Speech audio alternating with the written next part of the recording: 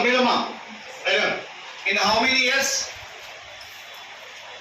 In how many years will a sum of money? In how many years will a sum of money? 5,000 rupees amount to 5,000 rupees amount to 6,500 rupees. In how many years will a sum of money 5,000 rupees amount to 6,500 rupees? In simple interest. In simple interest. బారువడ్డీ ప్రకారం 5,000 రూపాయల అసలు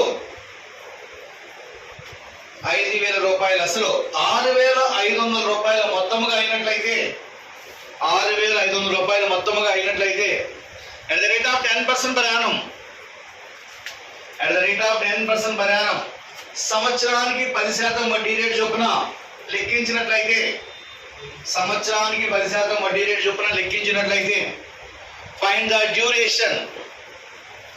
duration కాలము కనుగొనము.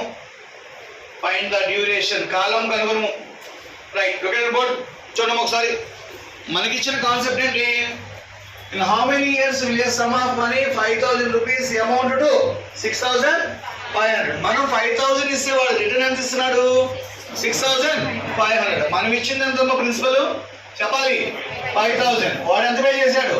6,500. So మనకి interest ఎంత వచ్చింది? 1,500. మనం rate ఎంత ఇచ్చాడమ్మా చెప్పాలి? రేట్ వాల్యూ 10% ఇచ్చాడు. ఏ పాయింట్ అవుట్ చేయాలి? టైంని ఫైండ్ అవుట్ చేయాలి. ఇది వాడు ఇచ్చిన కాన్సెప్ట్. మనకు తెలిసిన కాన్సెప్ట్ ప్రకారం ఫార్ములా సబ్స్టిట్యూట్ చేయండి. I equal to PDR by 100. So interest ఎంత వచ్చింది మనకి?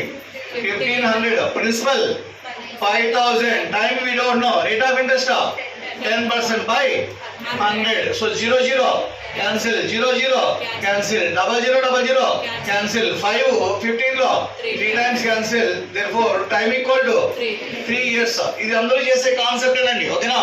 90% ఆఫ్ స్టూడెంట్ చేసే కాన్సెప్ట్ ఇదే. ఈ కాన్సెప్ట్ లేకుండా వితౌట్ ఫార్ములా ఎలా సాల్వ్ చేయాలి?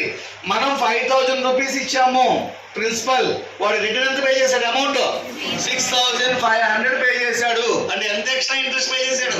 1,500. 5,000 అనేది 1,500కి ఈక్వల్ చేయండి. 5,000లో 10% 500. 5,000లో 10% 500. ఇయర్లీ మనం 500 రూపీస్ పే చేస్తున్నాం. 500 1,500 అవ్వాలంటే ఎన్ని times? 3 times. Answer is 3 years. Answer is 3 years. One second మళ్ళీ ఒకసారి చూడమ్మా. 5,000లో 10% 500. ఇయర్లీ 500 పే చేయాలి. టోటల్ ఎంత? 1,500. ఇయర్లీ 500 అయితే 1,500 పే చేయాలంటే ఎన్ని ఇయర్స్ పడుతుంది? 3 years పడుతుంది. So answer is 3 years. Preferable